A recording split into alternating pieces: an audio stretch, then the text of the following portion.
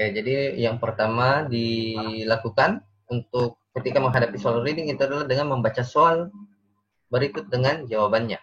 Nah, baru kemudian Anda ke bacaan, ya, baru kemudian kita ke bacaannya, karena kita akan mencari jawaban di bacaan sesuai dengan perintah soal, ya. Jadi seperti itu prinsipnya. Kita mencari jawaban kita akan mencari jawaban di bacaan itu sesuai dengan perintah soalnya. Nah, makanya kita harus baca dulu soalnya dan jawabannya, ya, dan pilihan jawabannya baru ke uh, bacaan. Kalau Anda bacaan dulu, nah itu lama. Anda ke bacaan dulu, Anda berusaha memahami itu di bacaan. Kemudian Anda ke soal, pasti Anda ke bacaan lagi tuh, dan di nantinya. Oke, jadi itu is not efektif, jadi tidak efektif dan tidak efisien. Oke, jadi itu aja sih, ya. Nah, itu strategi umumnya untuk reading. Oke, kemudian kita langsung ke skill pertama, ya. Oke, skill pertama yang biasanya ditanyakan di awal-awal itu biasanya identifying main idea atau mengidentifikasi di pokok, ya, di pokok dari suatu bacaan. Oke.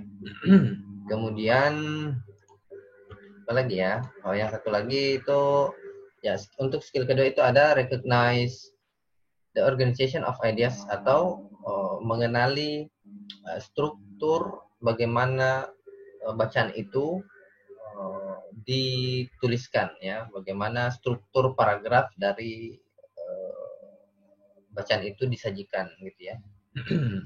Atau apa sih tujuannya si bukan tujuan, ya, bagaimana si penulis ini menyajikan bacaannya itu. Oke, apakah nanti dia diikuti dengan contoh-contoh, misalnya ada ide yang diikuti dengan contoh-contoh, ataukah ada ide yang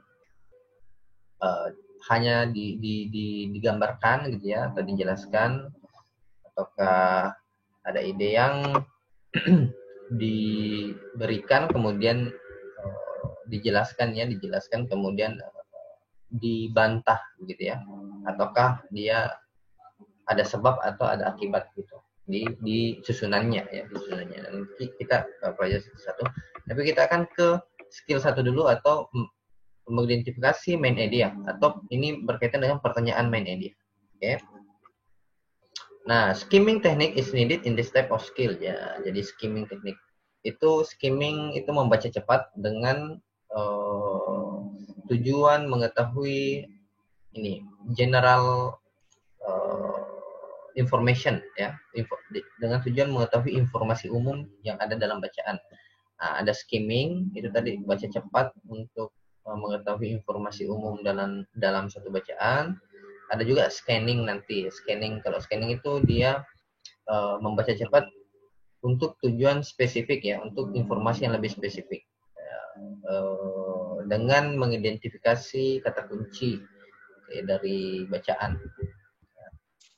Yaitu ini sekedar pengetahuan saja, ya. Oke. Nah, kita ke skill 1, answering the main idea correctly. Nah, the information that you should remember about main idea questions. Jadi pertanyaan tentang main idea itu jenis pertanyaannya macam-macam tapi maknanya sama. Oke, tujuannya sama, ya. Oke. Ya, misalnya di sini ada topik. What is the topic? Anda harus terbiasa dengan Anda harus mempelajari ini, ya, jenis-jenis soal yang ditanyakan. Jangan sampai lain ditanyakan, lain yang Anda jawab, gitu. Oke, jadi what is the topic? Apa topiknya? What is the subject? Oke, what is the main idea, misalnya. Ini langsung, ya, main idea. What is the order of main point? Atau ini, what is the order primarily concern? Kemudian which of the following would be the best title, ya, judulnya tepat. Nah, ini semua sama. Jadi the question of main idea. Jadi ini semua menanyakan sebenarnya ide pokok, ya, dari suatu bacaan. Jadi tidak usah. Jadi tidak usah bingung kalau Anda menemukan pertanyaan seperti ini, karena intinya dia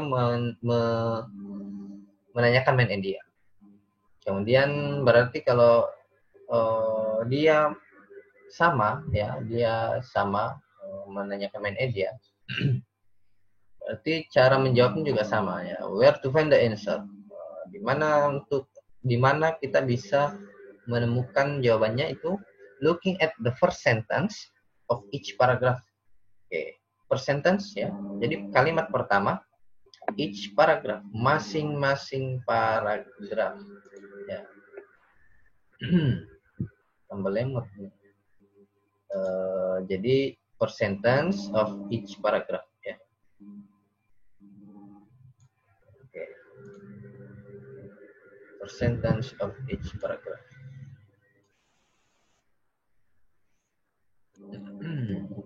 Saya lihat dulu berapa partisipan nih. Oke.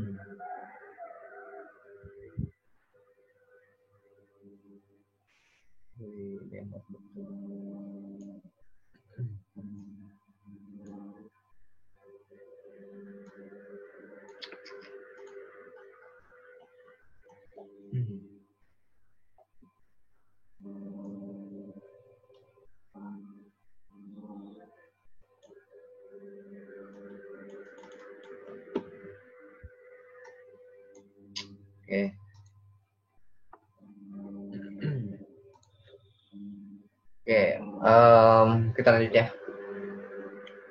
Kalimat pertama masing-masing paragraf. Oke.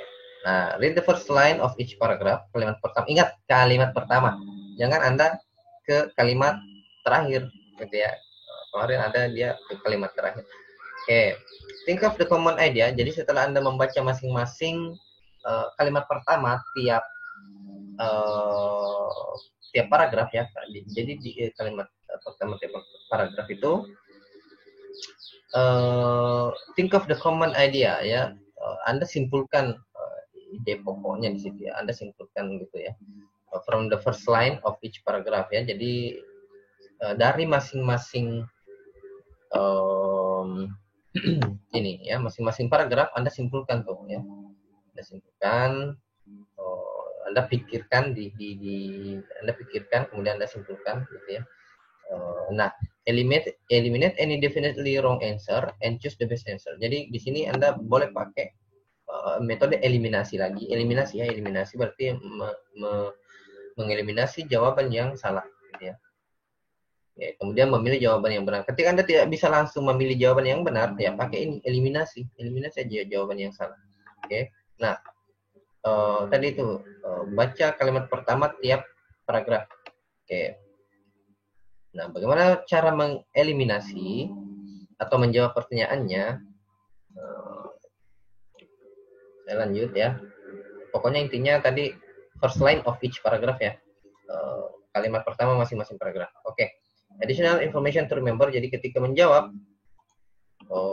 yang pertama yang Anda, nah ini tadi ya saya sudah jelaskan. Ini read the question along with the answer. Jadi baca pertanyaan dulu dengan jawabannya. Kemudian kembali ke bacaannya. Nah, tadi main idea, baca kalimat pertama tiap-tiap paragraf, kemudian simpulkan. Kemudian you need to be aware of and eliminate the answer.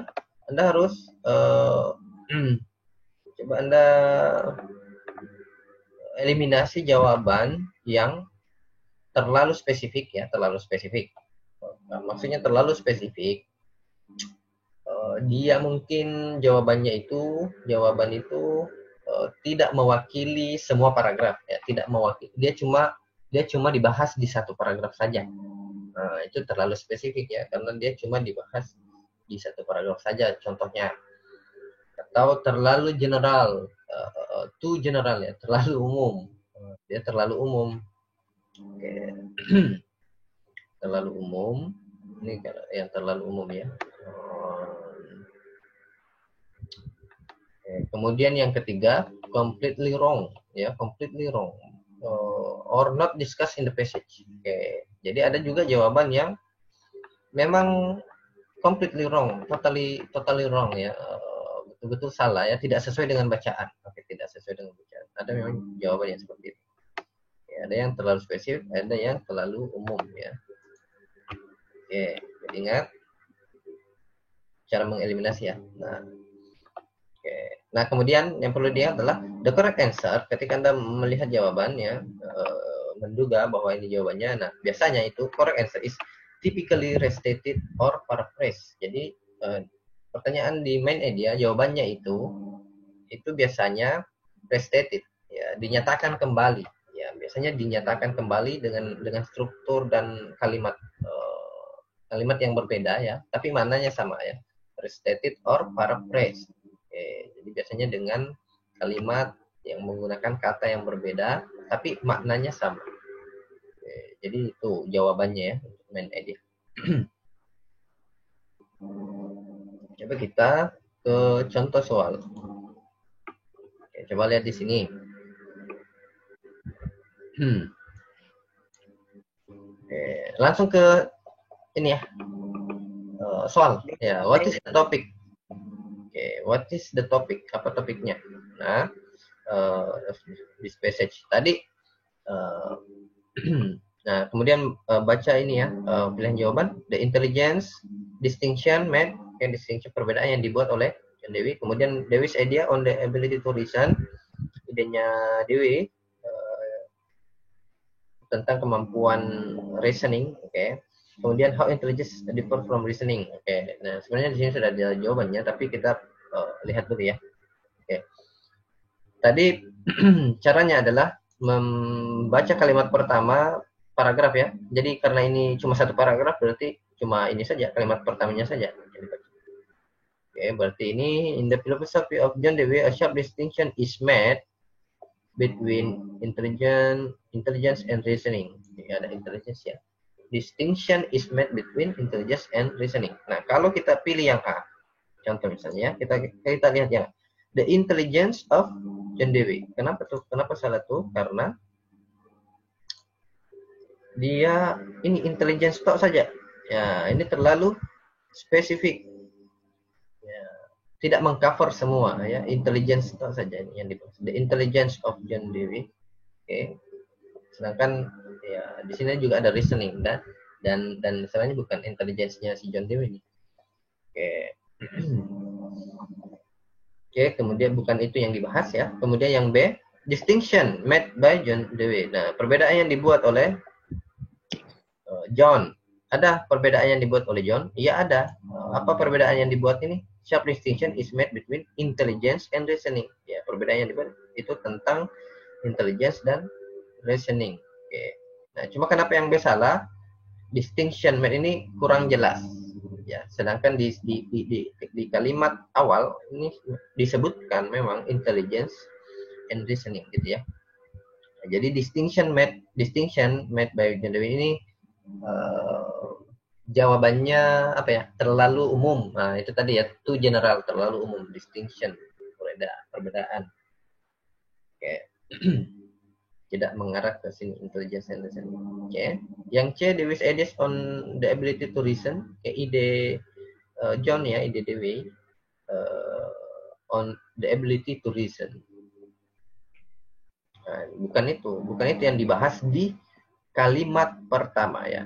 Kecuali mungkin di kalimat yang lain ya, misalnya di tengah atau di akhir ya, mungkin saja ada dibahas ini idenya ini si Dewey tentang kemampuan untuk reason ya. Oke. Tapi yang jelasnya dia bukan di kalimat pertama ya. Sedangkan untuk menjawab topik sentence atau menjawab main idea itu biasanya umumnya itu di sini, di kalimat pertama ya. Kalimat pertama. Oke, kalau Anda nanti carinya di sini, ya, nanti tidak terjawab ya. Main idenya nanti salah, tidak terjawab. Oke, jadi ini salah. Oke, nah makanya ini how intelligence differs from reasoning in Dewey's work. Nah, coba lihat yang D dan yang ini. A sharp distinction is made between intelligence and reasoning ya. Oke, perbedaan jelas yang dibuat antara intelligence dan reasoning. Kemudian di sini how intelligence, bagaimana intelligence itu berbeda dari reasoningnya menurut Dewi. Oke. Nah, ini restate ya, restate. Ini sama saja sama maknanya ya, sama maknanya ini. Cuma di restate atau di paraphrase. Oke, di paraphrase ya, dinyatakan dengan kalimat lain. Oke, dinyatakan dengan kalimat lain. Jadi seperti itu untuk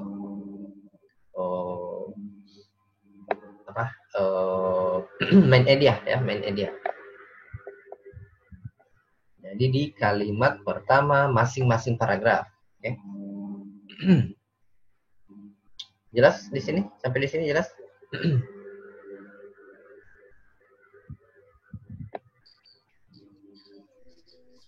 Gimana guys? Any question? Jelas, Sir, jelas. Jelas, Sir. Kita lanjut. Kalau begitu kita lanjut.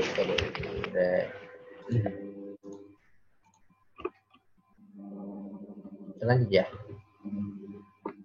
Oke. Nah, kita langsung ke soal. Which of the following best states the subject of this passage? Ya, the subject of this passage. Nah, berarti ini soal main idea ya. Meskipun berbeda dengan pertanyaannya berbeda dengan yang tadi, tapi maknanya sama saja. Tadi the subject, the title, okay, the point, the main point. Kembali. Oke. Nah, which of the following? Oke, sudah tadi. Kita langsung ke pilihan jawabannya.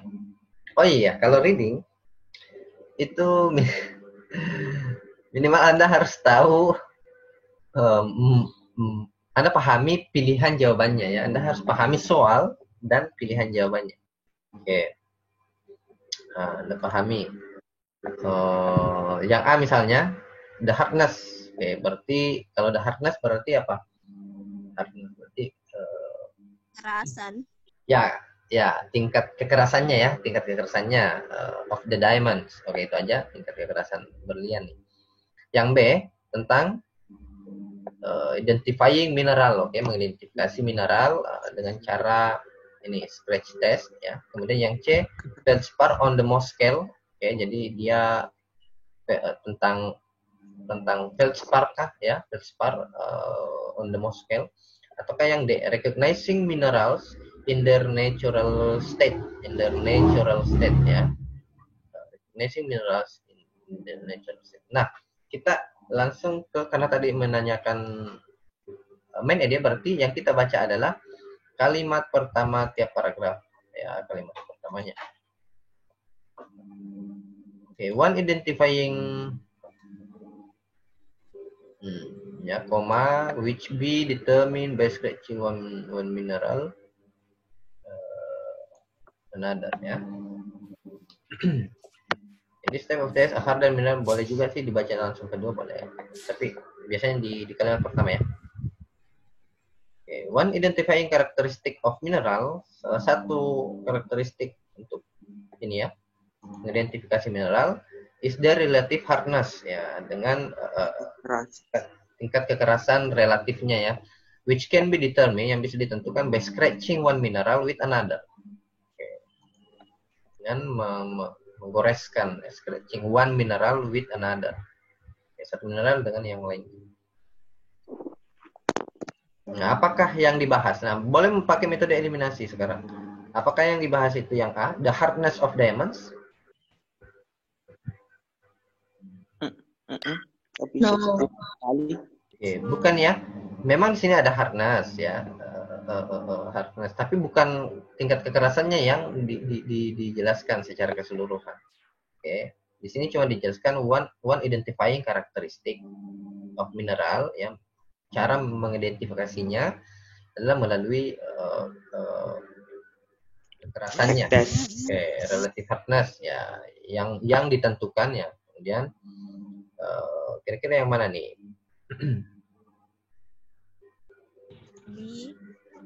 B. Apa? B. Bravo. B. Kenapa yang C? Yang C juga salah ya? Tidak menyeluruh pembahasannya. Ya, tidak ada hubungannya dengan sini ya, di sini ya.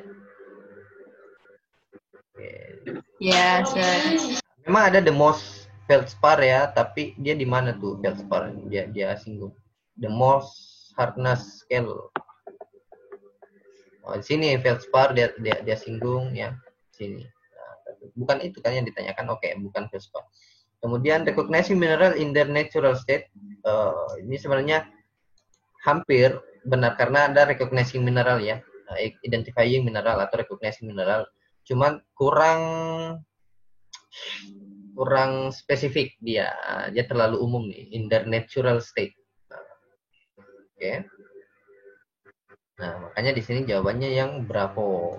Identifying mineral by means of a scratch test. Nah, di sini kan ada this type of test which can be determined by scratching one mineral with another. Oke.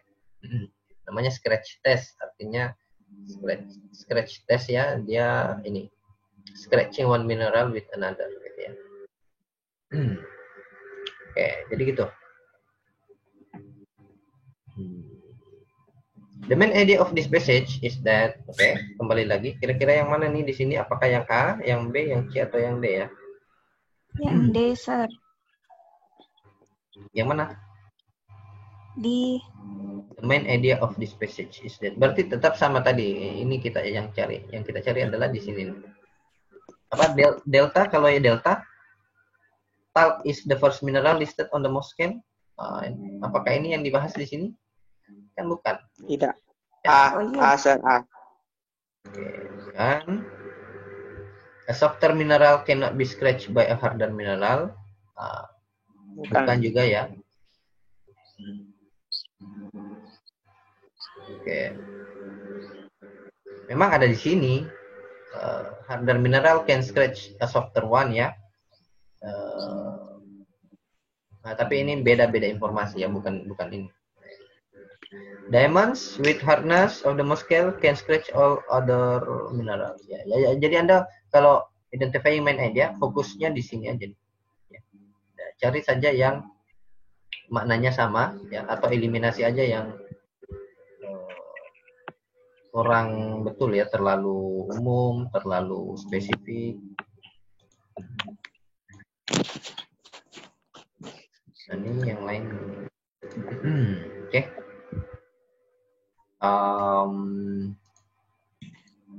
Sini jawaban yang mana Kak ya? The hardness of a mineral can be determined by its ability to make a mark on other mineral. Ya. Oke.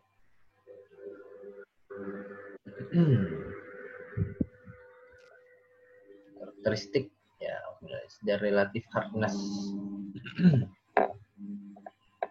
Syar, mau bertanya, Syar. Ya, boleh. Silakan. Kalau bedanya main ide sama topik? Apa? Bedanya main ide sama topik. Pokok ide sama topik. Main ide pokok ya. Iya, main ide sama topik tadi. Sama topik sentence ya. Oke, kalau di sini sih ya, kalau misalnya satu paragraf ya, biasanya itu ide pokok ya di sini ya, di masing-masing paragraf. Karena di sini cuma satu, berarti dia juga ide pokok, gitu ya. Dia main idea, dia juga sebagai topik sentence-nya, dia juga sebagai topik sentence-nya. Nah, biasanya terus kalau dia lebih dari satu, anggaplah dua paragraf, main idea itu sebenarnya kalau ide pokok ya, saya ke ide pokok atau topik sentence itu biasanya kalimat pertama masing-masing paragraf ya, itu topik sentence.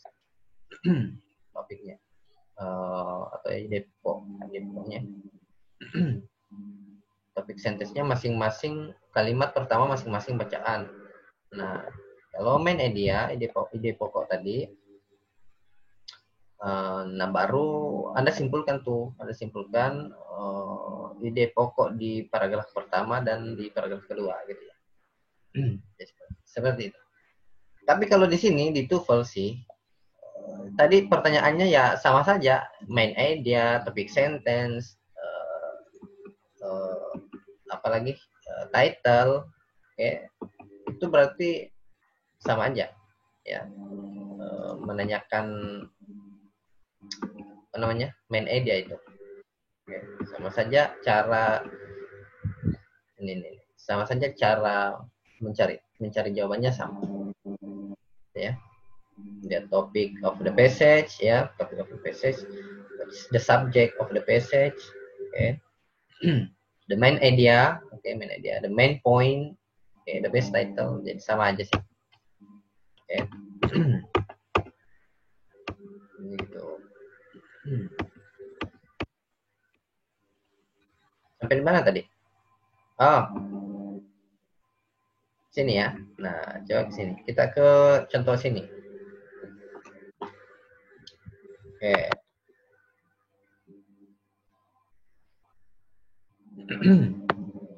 Nah, di sini kita ke nomor 1 dulu ya. The passage mainly discuss. Nah, ini main idea nih, pertanyaan main idea. The passage mainly discuss how many hurricanes, jumlahnya nih ya. How many hurricanes, jumlahnya. Kemudian kekuatannya, the strength of hurricanes, kekuatan hurricanes. Kemudian yang C, the weather, cuaca di North Atlantic. Kemudian hurricanes di salah satu bagian dunia. Hurricanes di salah satu bagian dunia. Oke, kalau ini jumlahnya, kalau ini kekuatan hurricanes. Nah, di sini Anda baca tuh kalimat awal tiap-tiap paragraf berarti ya. Nah, atau yang dibaca adalah topik sentence masing-masing paragraf. Topik sentence masing-masing topik sentence-nya. Topiknya ya, masing-masing paragraf. Untuk bisa menentukan ide pokoknya itu.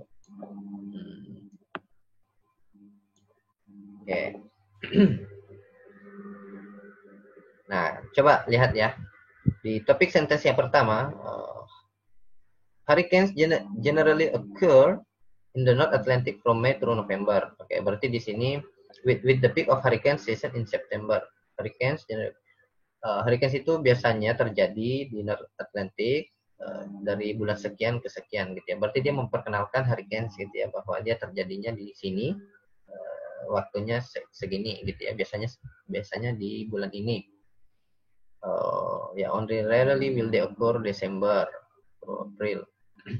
Kemudian di paragraf kedua, of the tropical storms that occur each year in North Atlantic, dari beberapa badai tropis ya yang terjadi di North Atlantic ya tiap tahun, hanya 5, only about 5 yang cukup kuat dikatakan hurricanes ya, cuma 5 yang cukup kuat dikatakan hurricanes. Jadi tadi yang pertama dia cuma mengintroduce ya, memperkenalkan di sini terjadinya. Kemudian di sini juga dia memperkenalkan bahwa hanya 5 yang disebut hurricanes ya, dari beberapa storms yang terjadi di North Atlantic. Kira-kira jawabannya yang mana nih di sini ya? Kita boleh dieliminasi aja, dieliminasi. Ya. C, San. C bukan D, ya kan? C kalau bukan D. Iya. Tapi kurasa C. Ya.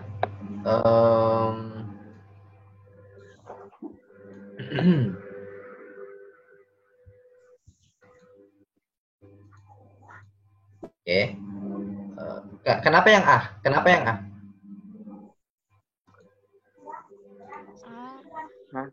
Karena yang paragraf 2 Ji bahas gitu banyak, paragraf 1 enggak bahas.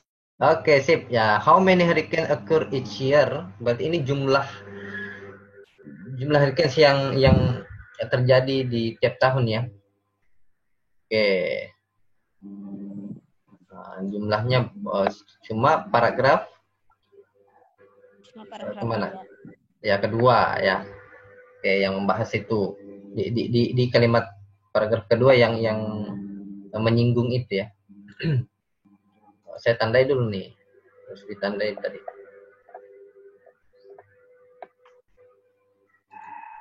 Allah. Apa? Nah, ini kan tadi ini ya. Sampai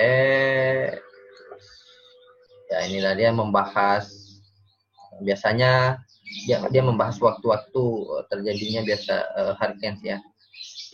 Pertama, kemudian kalau di sini ya powerful enough to be called hurricanes. Okay.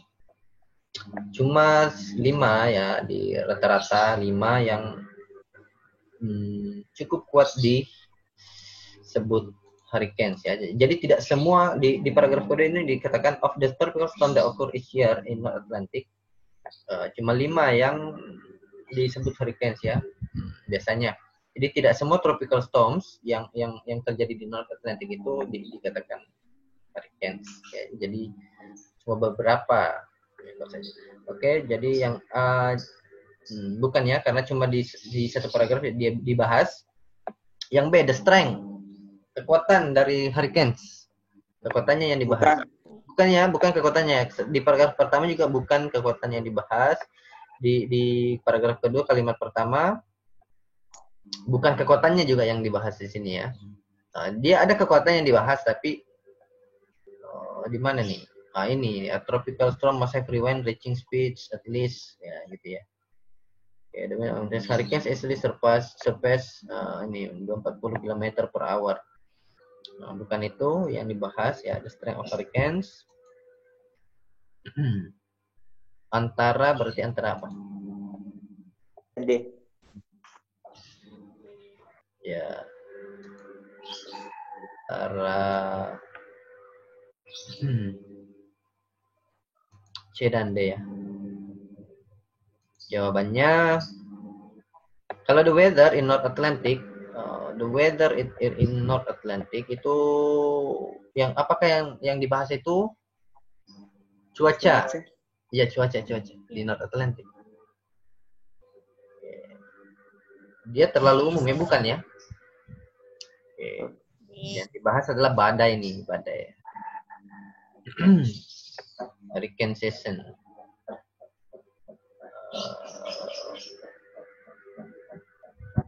Oke.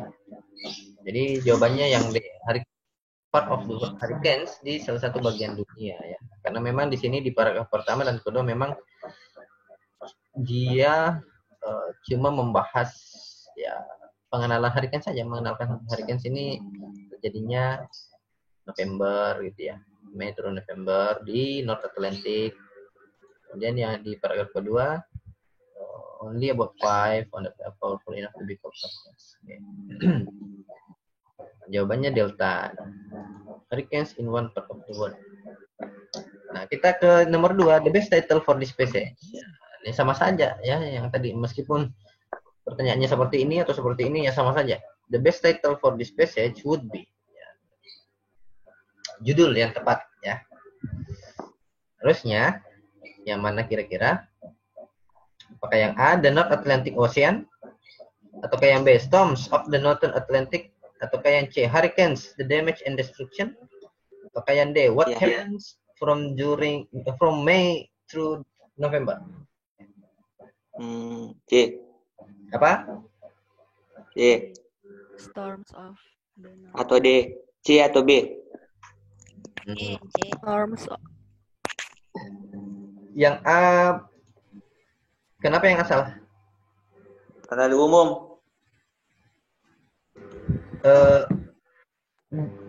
Bukan terlalu umum. Tidak. Bukan ini memang yang dibahas. Ya. Bukan Samudra North Atlantic yang dibahas kan? Oke. North Atlantic Ocean, kan bukan ini yang dibahas. Dia di sini dia membahas hurricanes. Hurricanes occur in North Atlantic. Cuma terjadinya di North Atlantic gitu ya. Di sini juga ya, storm, dia hurricane. Oke. Dan North Atlantic Ocean, storms of the Northern Atlantic. Oke. Judulnya boleh nih kayaknya nih ya. Yang C, bisa enggak? Hurricanes, the damage and destruction.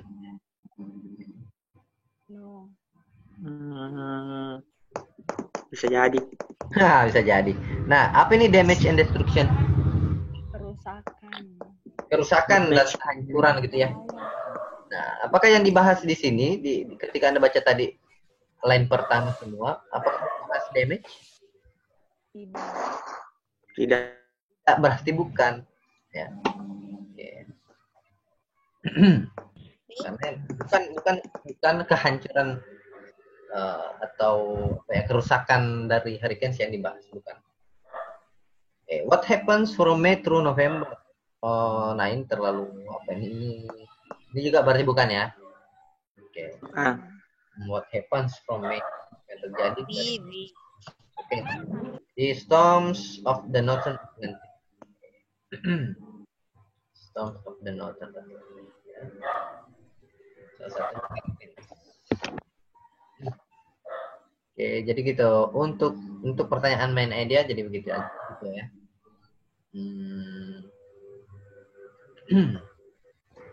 Hati-hati dengan jawaban yang spesifik, terlalu umum gitu ya. Bukan kira-kira yang mana yang lebih mengcover semua paragraf gitu. Lebih mengcover semua paragraf. Oke, jangan juga kemana-mana carinya, kemana-mana. Maksudnya kemana-mana, ya carinya ya di kalimat pertama aja tiap paragraf. Kalimat pertama tiap paragraf. Ya, supaya tidak tersesat. Jadi gitu untuk main idea.